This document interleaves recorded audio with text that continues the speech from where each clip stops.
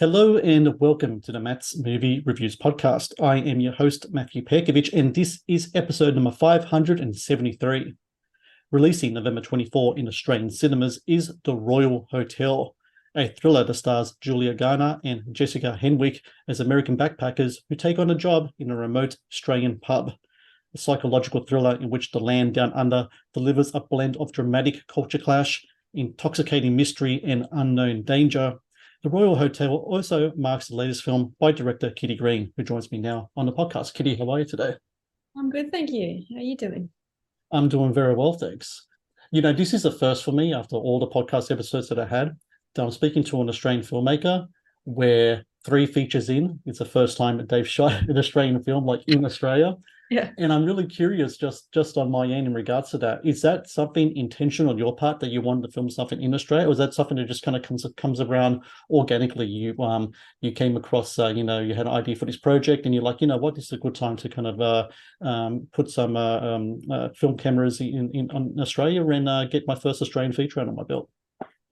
I'm not sure how I guess probably it's my mother saying to me that I should spend a bit more time at home or something was the real inspiration. I was excited to make an Australian film. I only wanted to make it if I had like the right idea. And I guess it was coming across this documentary, Hotel Coolgardie, which is what we based the fiction film on, was a good way in, I guess. So yeah. The setting of the film, so where you guys shot was in Adelaide, right? So like in this kind of, and you guys found this abandoned pub and you kind of transformed it into the Royal Hotel that we're seeing in the movie now. I'm curious though, when it comes to that part of Australia, that part of the outback, did you have any experience with that previous? Have you been to those kind of places before? Or does Oscar Redding, who's your screenwriter in the film, from what I understand, he's kind of like almost kind of like he's like he's more Western Australia, right? But he like knows the kind of landscapes more better than you. So do you have him on board to kind of help you out with the ins and outs of how to film, how to communicate with locals there, etc.? I'm just really curious about that. Well, my granddad owned a pub in regional Australia, so my dad grew up in a pub like that. So I mean, I've definitely been to those sorts of places and spent time in them, and so it wasn't like I wasn't familiar with it, but I did bring Oscar on because I needed someone. I just could have someone who's lives in regional Australia at the time I was living overseas, so it just felt like a nice way to have someone who's tapped into those sort of communities and can kind of lend an authentic voice to the screenplay, essentially. And yeah, he brought a lot, and we had a lot of fun throwing ideas around, and yeah, it was a good time.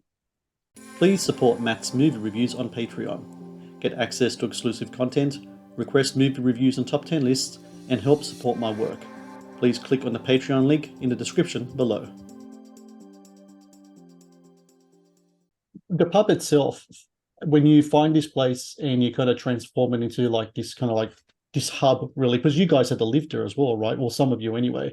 You lived in the actual pub itself, is that right? Or is there like we were put up in pubs all around the area. It was such a small town that in order to accommodate us, we had to be put up in different hotels and pubs in different areas around. But the actual one we shot in was kind of abandoned. Like it had some existing elements, but hadn't been used for quite a while. So yeah. I like talking to the filmmakers who shoot their movies in kind of like really kind of like far away places and talk about how the elements in any way kind of mess with or don't these days with like equipment and such. We're working in a place like the Outback. There's dust, there's weather.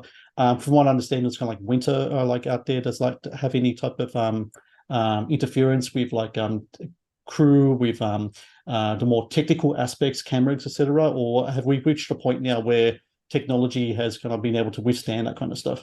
Yeah, I mean, the crews are used to it and the equipment's used to it. I mean, there were times when we couldn't operate a drone because it was too windy and things like that, but you always get a bit of that. But it's more the cast getting used to it, because I think there was three foreign cast members who just hadn't been in an environment like that, and it was colder than they expected and dustier than expected and kind of harder than I think everyone expected to be out there and shooting out there. So yeah, it was tough. You worked with Julia Garner previously with the assistant. When you work with a actor on multiple projects, and like essentially he is like back-to-back projects as well, Is there kind of like a shorthand that develops between filmmaker and actor when that happens? Or is it that because this film is such a different film to what the assistant was in regards to location stuff, is it still kind of like I wouldn't say a feeling out process, but because of new environment, it's kind of like new development of communication happen between filmmaker and actor in that context? Not sure. I don't know if they I think we kind of the two of us get along quite well. We sort of have an shared understanding of the work and what I'm trying to say and what I'm so we don't have to have a lot of discussions, to be honest. We did chat a fair bit in pre about what we were shooting and what the character's going through, but really a lot of Julia's best work comes from kind of gut instinct, and just throwing her in front of the camera always produces great results. So I never want to kind of talk anything to death. You kind of want to keep it fresh and keep it so she can just sort of live it as the character lived it. And I think this one, particularly because we were dragging them out to the middle of nowhere, they were living the movie in a lot of ways. So I think the more we could just throw them into things, the better. Does the culture clashes that are depicted on screen, I'm not talking about the more extreme things that happen later in the film, but like little things like use of the C word, for example, when that's thrown about in Australian lingo that's so freely. Does stuff like that happen in real life conversations in your actors with Julie and Jessica with locals? And is there other kind of examples of any type of real life culture clashes that kind of came about with them getting used to kind of like small town, remote Australian living compared to maybe more city living that they might have had it beforehand?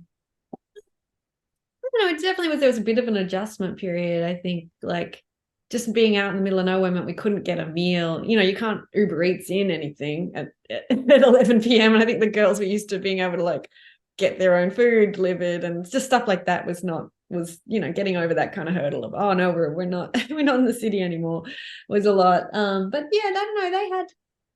They had a pretty good time. We had like a lot of the cast were really great. We had all the male actors really helped them kind of, introduce them to the environment and help them through all that. So yeah, I think they had a good group of people around them and they felt supported, and that was a great thing.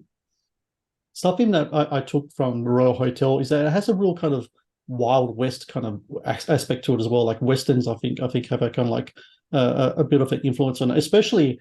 I don't know what it's like, what was like in the real kind of like a scenario, but in the movie, there doesn't seem to be any type of authority figures in types of police or government or anything like that. It seems like people want their own kind of government like people were taking care of themselves, and from that comes all different types of situations.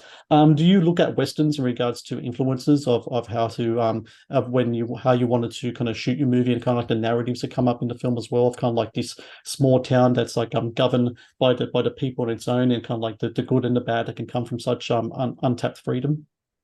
Yeah, I mean, we looked at a lot of those movies, and that kind of like stranger comes to town is like a classic Western trope, but at the same time, and we did have a policeman in there, and actually we ran out of time to get his line in properly. So there is a policeman at the party at one point, and there's a few, it's sort of that one of those things where often you only have, half a day to get that scene, and so something goes and it's that policeman's line. But I do think, I don't know, we watched a lot of movies, we watched a lot of sort of backpacker horror movies, a lot of Western stuff, a lot of like kind of classic kind of seven, like Straw Dogs and things like that, which are often about those kind of like strangers in a in a town where they don't belong.